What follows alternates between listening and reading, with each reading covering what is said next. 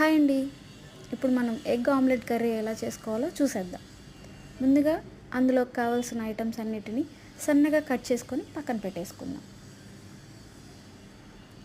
ఇప్పుడు ఒక బౌల్ తీసుకొని అందులో వాటర్ అంతా ఇంకిపోయేంత వరకు వెయిట్ చేసి కొద్దిగా ఆయిల్ వేసుకుందాం.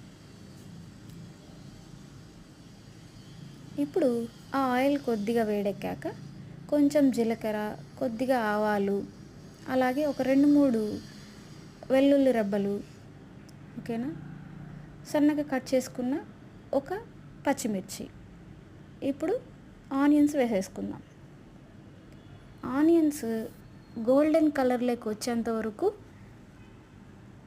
ఫ్రై చేసుకోండి. ఇప్పుడు మనం టమాటోస్ వేసేసుకుందాం.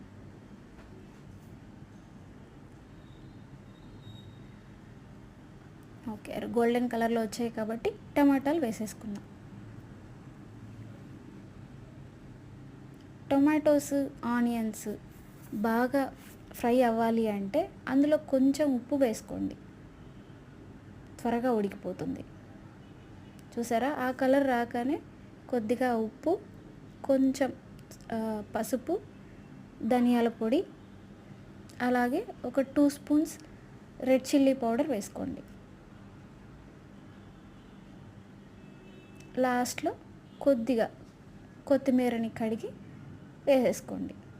ఇప్పుడు మీకు ఎన్నైతే ఎగ్స్ సరిపోతాయో అన్నీ బ్రేక్ చేసుకొని వేసేసుకోవడమే. మొత్తం అంతా స్ప్రెడ్ చేసుకొని సిమ్లో పెట్టేసుకొని మూత పెట్టేసుకోండి.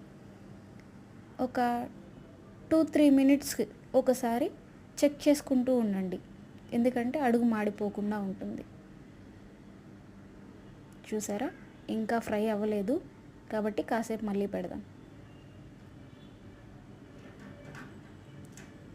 దాంతోపాటు అన్నం కూడా చేసేస్తున్నానండి ఒకటేసారి. ఇప్పుడు బాగా కుక్ అయింది కాబట్టి బ్యాక్ సైడ్, ఇప్పుడు అదే విధంగా ఫ్రంట్ సైడ్ కూడా కుక్ అవ్వాలి కాబట్టి మన పిజ్జాని కట్ చేసుకున్నట్టు ఒక 4 పీసెస్గా కట్ చేసుకొని ఇప్పుడు ఫ్రంట్ సైడ్ని బ్యాక్ సైడ్కి టర్న్ చేసుకుందాం. ఒక చేత్తో చేస్తున్నాను కదండి పట్టుకోకుండా, నాకైతే సరిగా రాలేదు, మీరు సరిగా వేసుకోండి. ఇప్పుడు ఒక 2 మినిట్స్ మళ్ళీ మూత పెట్టుకొని ఫ్రంట్ సైడ్ కూడా బాగా ఉడికిన తర్వాత కొద్దిగా కొత్తిమీర వేసుకొని దించేసుకోవడమే. అంతే అండి, మన వేడి వేడి అన్నంలోకి